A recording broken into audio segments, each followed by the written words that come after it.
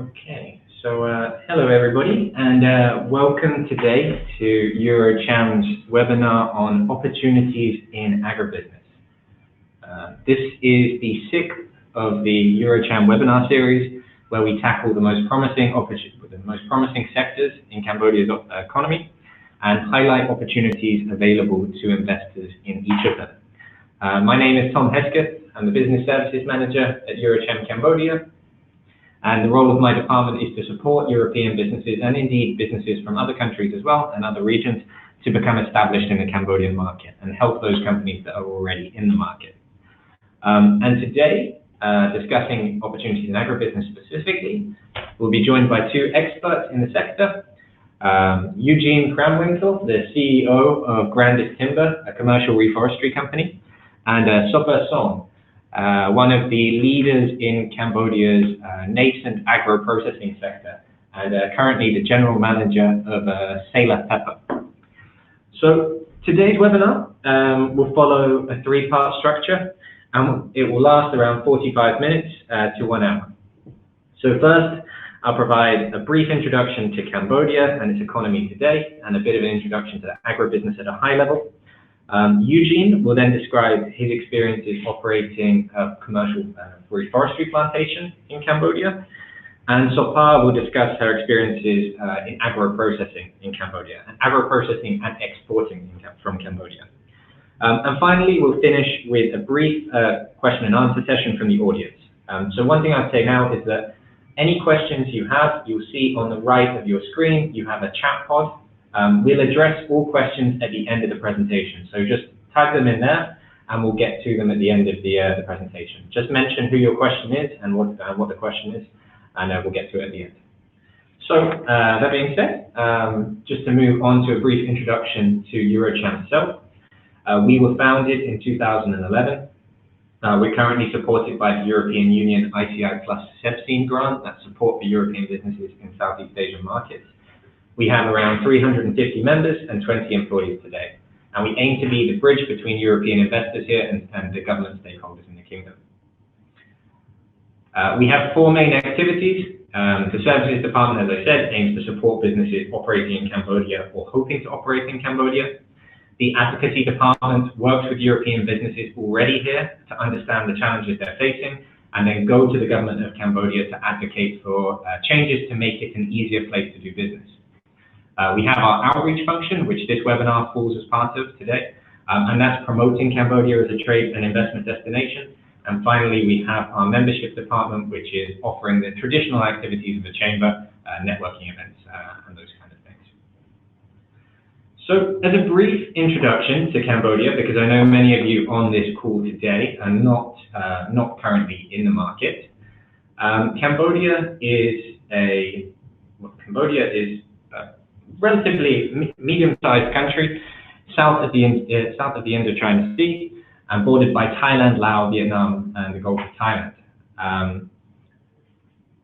nestled in a potentially strategic location in the heart of the Greater Mekong subregion. In terms of key statistics, the Cambodian GDP is currently 18.169 billion. So it's a relatively small economy in Southeast Asia, but it is one of the fastest growing economies in the world, currently growing at a GDP growth rate at 7.1% per year, and that average has been continuing for the last 2 decades. So it really is one of the fastest growing. I think it is the 6th fastest growing economy in the world. And just one other statistic I want to bring your attention to is the very young population of Cambodia.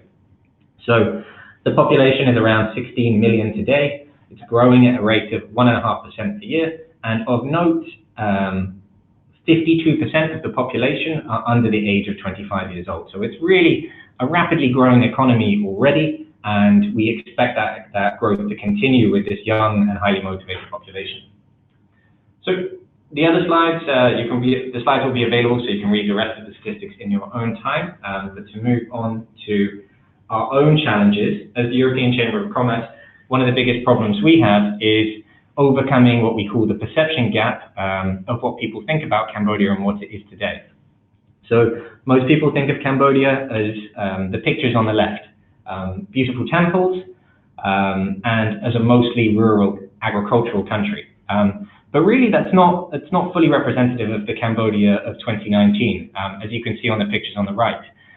It is growing very quickly. There is this young population that's and a rapidly rising middle class, which is exemplified by malls such as those in the bottom right, which is the Japanese invested Aeon Mall, which wouldn't look out of place in Singapore. So really, Cambodia has come a long way in the last 2 decades, and we expect this growth to continue.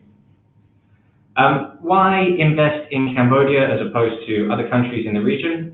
Well, really, we promote Cambodia as an investment destination for companies already present in one of the other ASEAN countries. So if you're based in Thailand or Vietnam, you'll find that Cambodia has a business-friendly government that's been open to many reforms and has certainly been open to discussions with EuroCham through our advocacy program. There's preferential market access at the moment to the EU and the US under a series of trade agreements, most notably the EU Everything But Arms trade agreement and the US Generalized System of Preferences. However, it must be noted that both of those trade deals are under review at the moment. There's really an untapped market in many opportunities in many sectors. We'll be discussing those specifically for agribusiness today, but you can find the other untapped opportunities in our other webinars, and indeed by contacting EuroCham.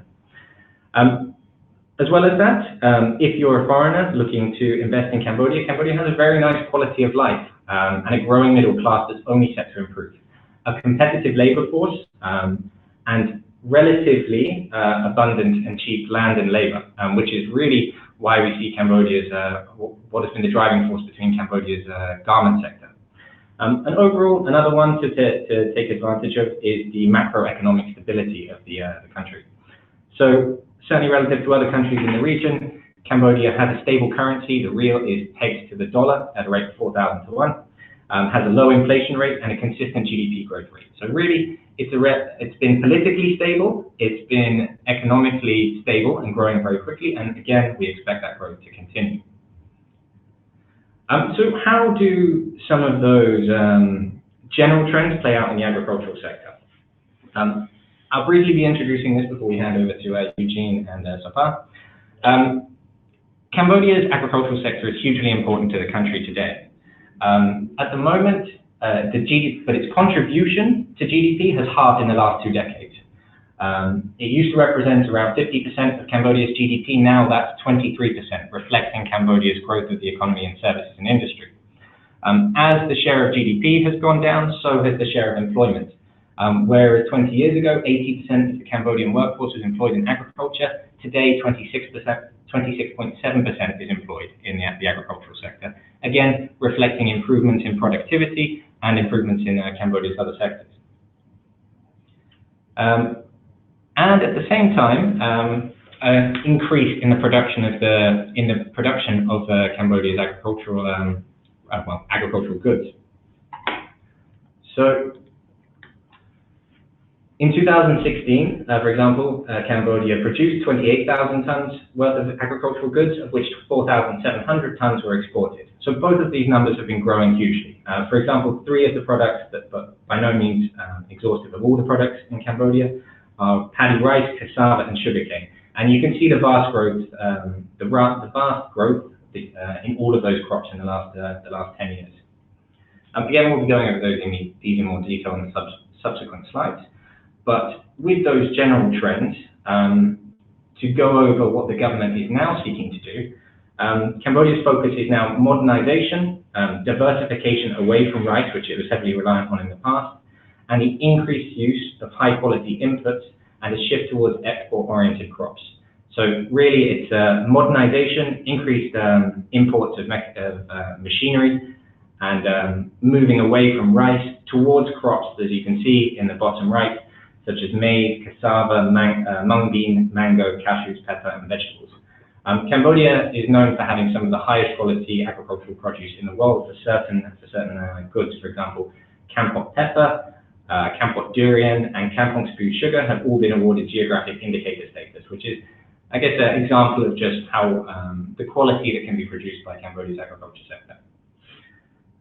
So, from EuroCham's perspective, where do we see the opportunities for foreign investors in Cambodia?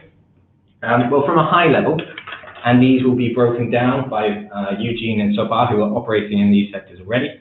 The opportunities we see are in post-harvest and processing.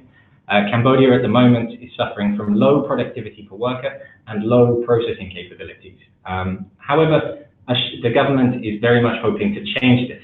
Sopha and Sela Pepper represent one of the key examples of a processing industry starting up in Cambodia. If you're able to establish modern agricultural techniques here and bring them into the country, you'll likely be welcome in Cambodia. For the same reason, the food post-harvest and processing is an opportunity. Also, the supply of agricultural inputs is an opportunity, as is machinery. And at the same time, another opportunity will be in horticulture and crop plantations. So at the moment, there is a moratorium on economic land concessions. And so foreign investors still can access these, but it's a difficult process and they have to acquire an economic land concession held by another company. But I know Eugene will be discussing these in more detail later, as Grandis Timber indeed invested in Cambodia via acquiring an economic land concession. So we'll just wrap up the top-level overview of opportunities in agribusiness. The strength of Cambodia is that it has a natural endowment of resources. At the moment, it has a limited use of pesticides and other chemicals, which means its products are good for organic products. At the moment, there are very supportive government policies. There's a new SME bank. There are tariff exemptions for the import of inputs and machinery. There are already indicators of Cambodia's quality in terms of geographic indicator status for Kampot pepper, Kampong spoo sugar, and also Cambodia's rice varieties have been consistently awarded the world's best rice. Overall, the logistics infrastructure is improving. However, the weaknesses, and as in a developing country, there are indeed challenges, are limited organized crop supply chains. It's more expensive to export from Cambodia than it is from neighboring Thailand and Vietnam, which has limited Cambodia's competitiveness relative to these markets. There's limited research and development for agri-development, limited processing or storage facilities, and a lack of food testing bodies for getting the certifications required for goods produced in Cambodia to be exported abroad. And also just one of the threats, and again, we won't be able to go through all of these, but they are available, they will be shared at the end. Cambodia is seen as being particularly vulnerable to climate change, and indeed would be the 15th most affected country by climate change between 1997 and 2016, and that's again a trend that's expected to continue. So overall, I've just given a very quick overview of the sector there. I'll now pass on to Eugene Kraamwinkel, who'll give a brief introduction about himself before explaining how these trends, how these opportunities play out in reality. So Eugene, the floor is yours. Thank you very much, Tom. And good afternoon. Yes, as Thomas mentioned, my name is Eugene Kraamwinkel. I've been in Cambodia for the past 3 years, investing in a company called Grandis Timber, which has been actively working in Cambodia since 2009. I've been involved in forestry for the past 20 years and has extensive experience in agricultural and forestry. So, Grandis Timber is a registered Cambodian company in the agro-industry sector, and we are a foreign investment company regarded as QIP under CDC. Our main crop at the moment is teak, but we're also planting mahogany, eucalyptus, and acacia. To date, we've planted close to 3,600 hectares of timber plantations, which are still relatively young. We utilize cattle and agricultural crops to enhance the soil fertility and also reduce costs on weeding and pesticide use. And we use a corporate integrated system to ensure transparency in our processes. So we also went a step further and we registered with FSC, Forestry Stewardship Council, which is international qualification for exporting to countries like America and Europe. Then we also heavily involved in corporate social service, corporate social responsibility, and we have drawn up plans for the next 5 years going forward to make sure that we reach our goals that we set for ourselves. How does the taxation affect Grandis Timber or any company in agriculture? So this slide is just basically showing the basic taxes that's involved in agriculture and forestry. Basic profit taxes, withholding tax, which is almost equal to VAT. So if some of your suppliers are not VAT registered, you are obliged to pay withholding tax. And then there's also transfer duties on land holdings.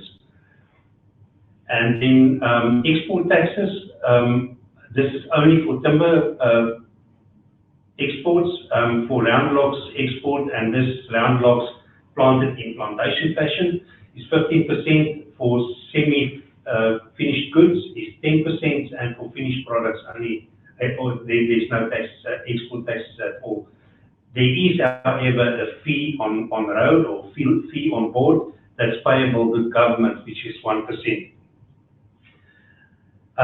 One of the things that I can mention in Cambodia is that the import duties for any agricultural equipment is exempted, so there's no taxation on any agricultural equipment or fertilizers or chemicals that's imported, but there is limitations on it, so you can't import expensive road vehicles like 4x4s and say it's agricultural equipment. For that you will be taxed. To go further, how do you get land holding or ownership, land ownership? There's a few ways to do it. The first way is through ELCs. The second way is ELCs. The first one is to go through a land holding company. So basically go into a contract with a Cambodian landholder who normally will register 51% of the share and foreign ownership 49% of the share, and that will be done with a contract through a landholding company. The second portion is concession. There's a moratorium on concessions for agriculture at the moment, but there is another way to do it, and that's called a public-private partnership, where you go into agreement with government directly, where government is actually having a share in your business. And basically what it means is when you make profits, there's a small portion that's paid over to government as part of that profit. And that's actually a portion that's negotiable with government. And then there's also registered land. Registered land can be acquired through a trust agreement with a landowner, and you can actually get guarantees on that land holding by registering it against the title deeds. And then obviously citizenship. So if you become a citizen, you are entitled to buy land or to acquire land in other ways. And then just to give you an indication of where agriculture is standing, I think Tom already mentioned the figure there, 25.3% of the total contribution to GDP. Industry is 32% and then services 41%. So agriculture is a reasonable small portion, but 80% of the population is staying in the rural areas, and 37% of that workforce is actually engaged in agriculture at the moment. And as Tom has mentioned as well, it's reasonably cheap labor. A problem that Cambodia is sitting with at the moment is that it's got the 3.7 million ton rice export surplus. So it means there's too much rice produced in Cambodia, and only 620,000 ton is mulled rice. So what it means is that the amount that's exported, there's large amounts exported that's not mulled rice. And the government's aim is to do 1 million tons of mulled rice. So there's space for increasing mulled rice, so industry can invest in milling of rice. Just to give a breakdown of the different industries in the agricultural sector, crops is only 55%, or is 55%, fisheries 25%, forestry only 6%. There's a large gap for increase in forestry, especially with public-private partnerships with MOE, and then livestock is only 14%. So the production of meat in Cambodia is only 14%. And meat is actually one of the portions that we have to look at. And the reason for that is Southern and Eastern Asia is home to 78% of Asia's population. And that includes the southern portion of China and portions of India. The middle class of Southeast Asia is growing by 50 million consumers by 2022. And that will add another $300 billion in disposable income. And that is all people that will be interested in eating meat or buying meat. And Asia will become a mass importer of soya bean meal, and that will be surpassing Europe in 2022. And that's just for feeding livestock. Now, this is just a slide to show the increase of maize that will be imported. This is actually metric tons imported into Vietnam at the moment. This slide can actually be duplicated for soya beans and for other crops. So there's a huge possibility to increase soya bean production in Cambodia, and there's a huge potential to increase maize production in Cambodia. Okay, and then the last slide is just the indication of the amount of chicken that's been used or utilized in Thailand at the moment, and it just shows how the trend will be increasing over the next 10 years. So it shows that there will be overall a shortage in the use of meat production. Over to you, Sopha. Yeah, Eugene, thank you for that introduction to the plantation industry. And so, just to compare, it seems like there are opportunities in crops to produce animal feed and in the domestic protein market. Yes, and animal production as well. Okay. Just to confirm a few terms there, QIP means Qualified Investment Project. It's one of the investment incentives available to agribusiness investors in Cambodia. And just to clarify, we said this figure about the Southeast Asian population, that's Southern and Eastern Asia, not Southeast Asia included as Asia. So thank you very much. And now we'll move on to Sopha, who will explain her own successes and challenges of agro-processing in Cambodia, which I know is a key area of the government. The government really wants to promote it. It hopes that this is going to be the future of its own, of the agricultural sector here, but I know it's also a challenging one to operate in. So, Sopha, over to you. I'm looking forward to hearing what you say. Yeah, thanks, Tom, for the introduction. So, hello, everybody. I'm Sopha, General Manager of Sela Pepper, and I've been working there for almost 5 years now. Yeah. Okay, so I'll give you a little bit introduction about Sela Pepper. So, Sela Pepper is the first pepper processing center in Cambodia. In set up in 2015 in the Memot area east of Cambodia, very close to Vietnam border. Yeah. We have equipped with all the facilities and cleaning and centralized grinding and filling machines and with all the standards from other countries. And this is the picture of the pepper farm, as you can see. Yeah, so it's very green. And it's so this is already I talked it there first. But so the vision of Sela Pepper is in the endless potential of the local peppers industrial. In order to promote Cambodian products, Sela Pepper treats the farmers as very important partners in the production system and aim to develop the ability to evolve. Yeah. So at the moment we have worked with 600 farmers, and then we are buying from them in order to control of the quality, and then we make sure that they don't use any chemical.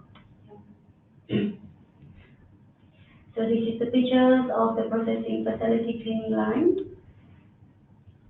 And we have set up the laboratory in the house, so to make sure that all the microbials and the safe before we send out, before we export it. Yeah.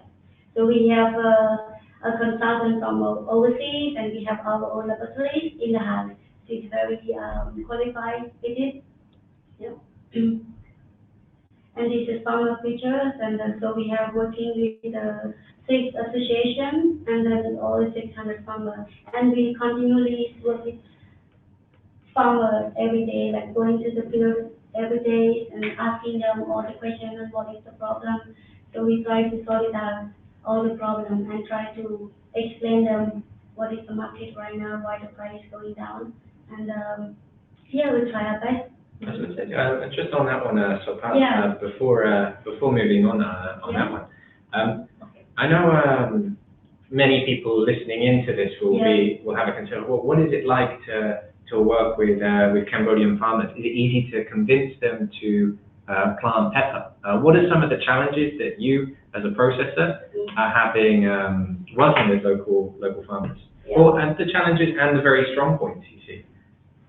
Okay, thanks for the question. So actually, before we enter into the pepper business, so the farmers already grow, and then in that time, 2015, the price was very high. It was $11 per kilo from the farm gate. So in that time, it was very difficult for us to talk to the farmers because they have their own markets and they just don't pay attention. As long as we pay more, then they can sell to us. And slowly we start to involve with them. We go directly to the house and make a relationship with them. Okay. So it more easier to understand about the farmers in Cambodia. And yeah, we have to educate them how to be a good farmer. Yeah, because all we have standard, so they don't know before. They only do by traditional way. I was going to say, because I know that one of the problems that Cambodia has had is low productivity per farm worker. So I take it that some of these Sela is working to try and improve the productivity through modern techniques. Yeah. Okay. So let's move to another slide. So, and then why Sela Pepper? So Sela Pepper is certified GMP and ISO 22000. So we have certified HANA, OU, and BCAN. And the last one we just got is BRC version 8. Yeah. It's all the certificate, it still takes a long time. For example, GMP and HACCP, we take almost 1.5 years to get it, because after Cambodia is the first country that have all the food facility and industrial. So we have to hire the consultant from overseas, and then all the third party, the auditor is coming from Thailand or Vietnam. Yeah, so it costs a lot of money and take time. Yeah. So we have been exporting to USA and Germany and Japan, India, Taiwan, Thailand, New Zealand, Hong Kong, Netherlands, Korea. So we never have any problem. So we have very good products. So we're proud of it, and everybody happy with our quality. Yeah, and standard. And let's move to, yeah, this we all the time make it before the harvest season. So we promote the quality to the farmer. We gather all the farmers, we invite the government people, to discuss how to promote Cambodian pepper and how to get the add value chain to the farmer. So we all the time making this event. Yeah. Okay. Yeah. Mm-hmm. Yeah, create variety product like textile, different packaging. So in 2007 or 2016, Sela Pepper only export like a commodity, like black pepper in bulk. And in 2017, so we see the opportunity that the Cambodian pepper is not really into the international market yet, because selling as a commodity is known as for the Cambodian product. So Sela Pepper is like trying to invest more money into the product. So in turn, we can sell directly to the supermarket, the end consumer. So they realize that Cambodia has very good quality of pepper. Yeah. I remember when I visited your facility, you were saying that many people are aware of Kampot pepper, Yeah. with the geographic indicator status, but other Cambodian pepper is just as good quality, but does not benefit from the same brand name that the Kampot pepper has. So it's interesting to hear. Yeah, actually, yeah. We appreciate for Kampot peppers. It's like being fragrant and everything is good for Cambodia. But actually, Kampot pepper is only less than 100 tons, and then the other area is almost to 20,000 tons a year. Okay. So that's a lot. So nobody know about it. Only Kampot has been promoted. The government is involved a lot, and no company that doing other region. So that's why Sela Pepper take this opportunity to set up the facilities in Maymot area, because it's the heart of Cambodian pepper, and try to let everybody know. So because right now we do a lot of promotion and advertising, even in Thailand, and we do like Anuka exhibition, Japan, Phuket, to let everybody know not only Kampot, but it's like a globe, like a whole Cambodian pepper, not only about Kampot. Yeah. Okay. So yeah, so I'm processing bulk and into the Sela Pepper value adding capacity, and then high value peppers and products. So yeah, and these all our partners in Cambodia. So a lot of BP selling in the supermarket in Thailand, and Top and the malls, and Eon here selling very well. A lot of foreigners in Cambodia. The local people start to appreciate the quality as well, and they know how to use all our package. Before they just use like their own traditional way, but now they use the grinder, so it's easy and faster because it's a new generation. Yeah, and we do a lot of education to the people, like how is the Sela Pepper is good for you, because we have all the facility and the food standard, not right on the ground and open field. Yeah. So it's really building the domestic market for Yeah. domestic products. Yeah. Yeah, we don't do it only for the outside. We want our own people to have about the cleaning and the hygiene. So start to educate them as well. So if they have, yeah. So, and then we want to be strong in Cambodia, so not only outside. Yeah, we want to be strong in fluent area. Yeah. Okay, so this is just the location. And then the challenges we have since almost 5 years. So only 5% of Cambodian pepper is consumed locally. So actually the local people, they don't really use pepper, they use chili more than pepper. So but we start to educate them with healthier than the chili. But still, it takes time, yeah, it takes time. And the second point is nobody knows about black pepper from other original. Like Tom said, that it's only known by compost. A lot in local people even say no, they never know that mango have a good pepper. So just try this one. You will see what is different. Yeah, and then they come again. Okay, too many black pepper brands are importing from the outside. It means like, for example, the local supermarket.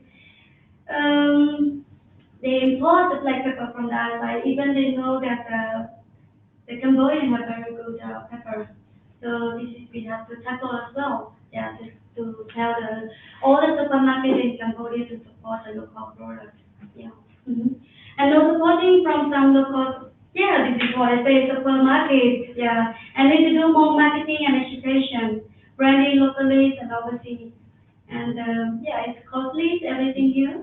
Yeah. Oh, yeah, because it's like we start, Cambodia is a young country to get into the market.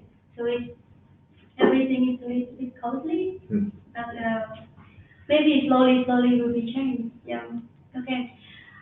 Yeah, that's all of my presentation. If you have any questions, you can ask me this. Yeah. Okay. Yeah. Thank you. Thank you very much. Yeah. Okay, so what we'll now do is we'll go into around 15 minutes of Q&A. So far, I have some questions from you. Sure. And Eugene, I'll get around to you just afterwards. And also anyone in the audience, I would say now is the time. If you have a question, just type it in the chat box and we'll get around to addressing it in the discussion. So my first question, and I'll just go back to the challenges slide, because I know that one of the key things we always talk about at EuroCham is the vast potential for agro-processing in Cambodia, but that it is a challenging sector. And I know that Sela Pepper is a pioneer in this, one of the pioneers in this space.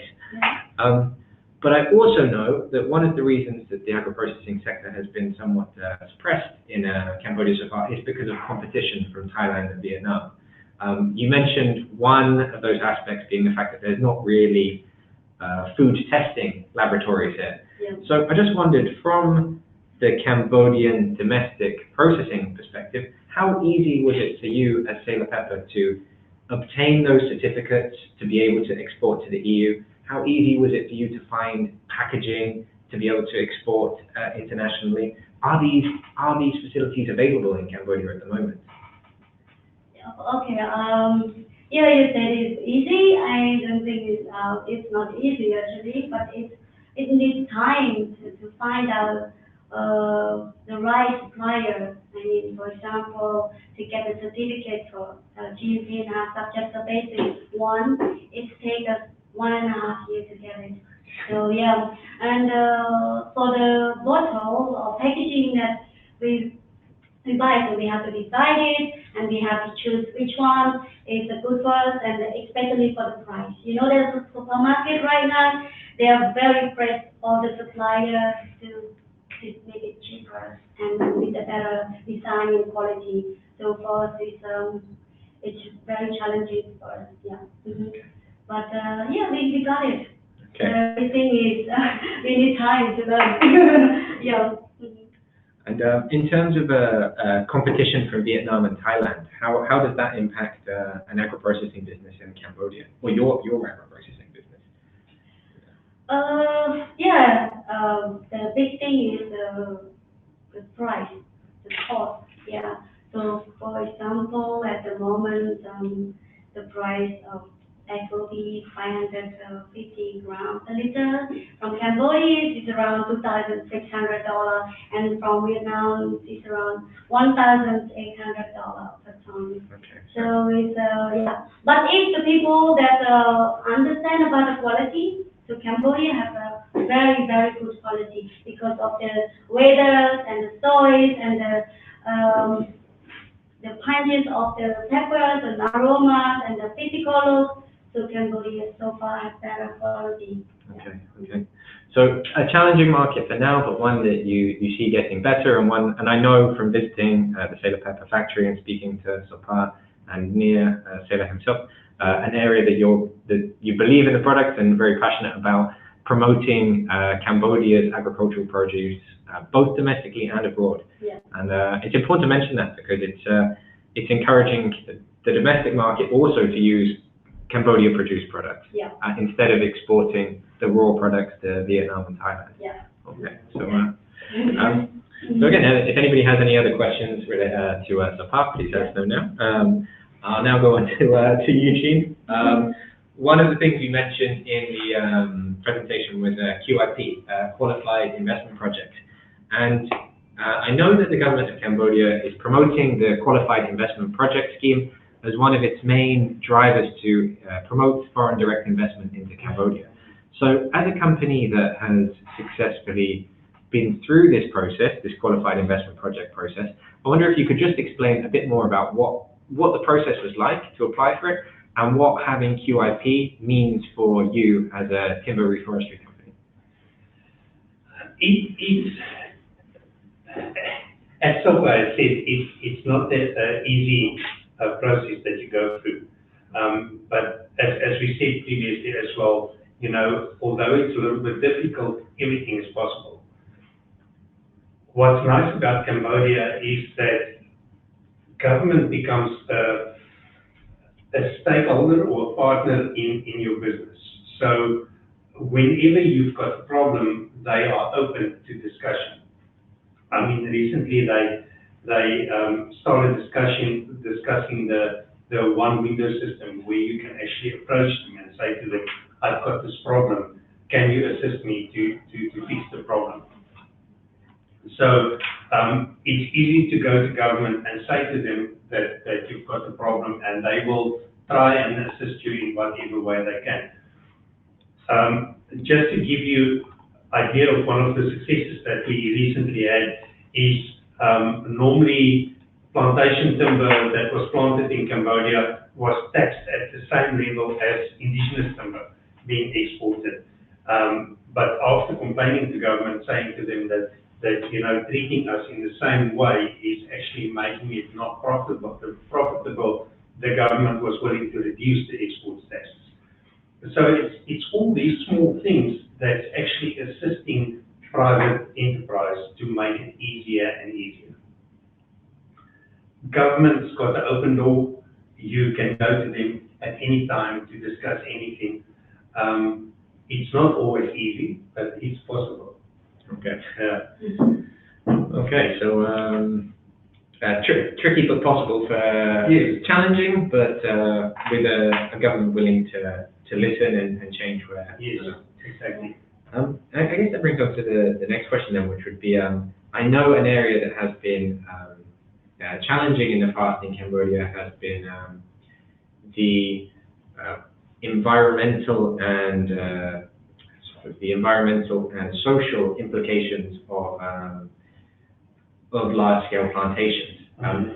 As an ELC holder, have you seen as Grandis Timber a shift from the government of Cambodia towards a higher quality environmental impact assessments, more looking at these type of assessments in more detail, with more with high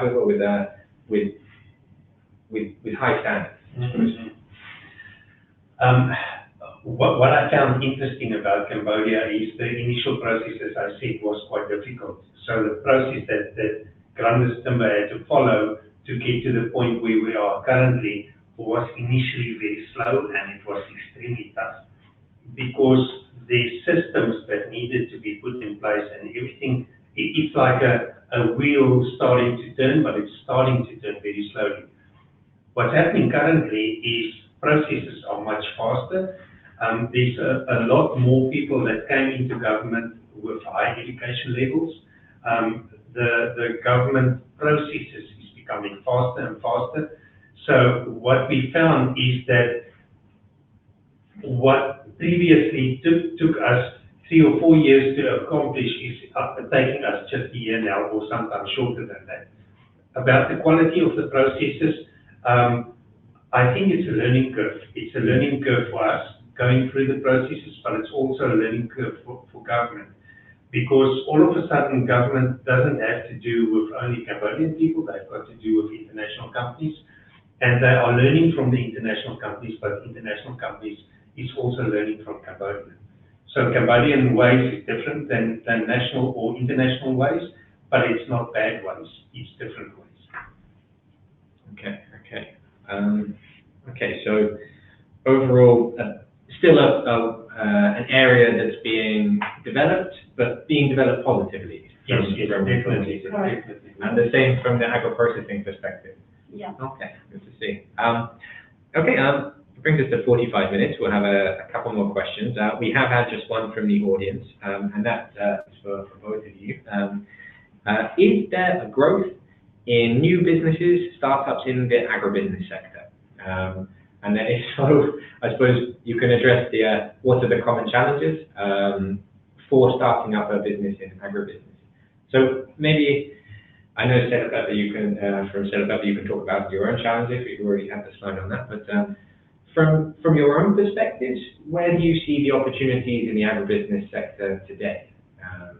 What do you think are the businesses that could start up in this in agriculture now that would have potential, or in the next few years that could hold potential? And what are the ones indeed you've seen popping up in the last few years? Yeah, there is a lot of business and agro business, like a startup. It's like, for example, like mango. There's a lot of mango factory at the moment. Okay. Yeah. So yeah, and then the government start to get a lot of system, like for example registration and everything. So it's become better now. I mean, compared to 4 years ago, when I set up the business, it take a long time, but now everything is in system, so it's much faster. Okay. Yeah, to start up the company here, and a lot of company like consultants and everything, they have all the knowledge about Cambodia, so you just come and then ask for one of the consultant companies and get a lot of information. Yeah. I see. Yeah.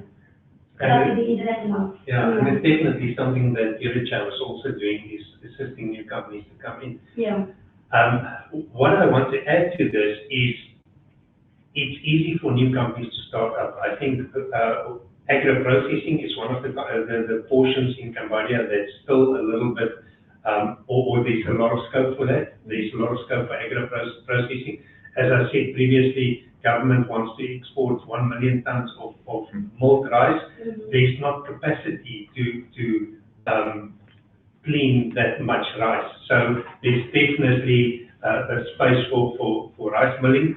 And then there's also space for equipment imports. There's very limited equipment in Cambodia at the moment.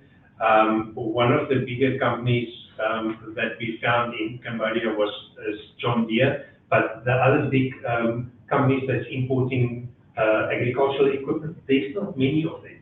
It's very limited. So the equipment that you can import in Cambodia with ease is normally from China, but it's not always the high quality equipment that's coming in.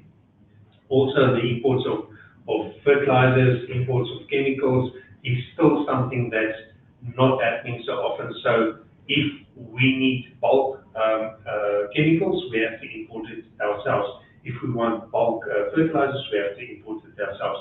So there is definitely space in the imports of agricultural equipment. And as I said previously, it's with zero tax. Okay. Yeah. This is certainly, especially from the European perspective or the Western perspective, we see the opportunities in, because most European invested companies operating in Cambodia, very few of them are doing what Sela Pepper and Grandis Timber are doing, producing or processing. Yeah. Most of them are actually distributing. The vast majority of our member companies are importing high quality Western European goods into Cambodia for distribution. And so indeed this is where we see some of the opportunities now, but it is a challenging market. The other thing we see the distribution of is services. And indeed, Sopha mentioned before that it's very costly to get the certificates for, and am I right? There's no domestic, well, there's very few domestic companies providing these certification programs. And so you have to you have to bring in your own experts from abroad to get those certificates.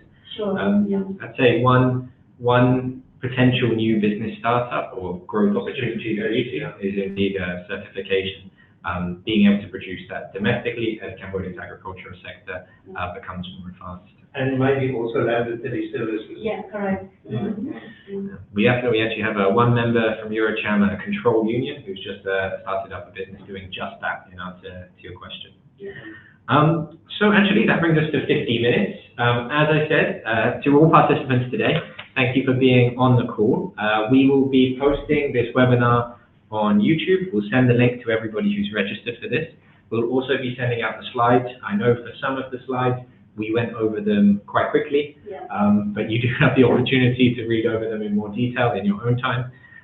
Any other questions that you have as well that you may not have asked today, please do send them to the link that you registered at, and we'll be able to, well, myself, Sopha, and Eugene will be able to address them in our own time. But overall, thank you very much from me, and I'll give a chance to say goodbye for Eugene and Sopha to say goodbye.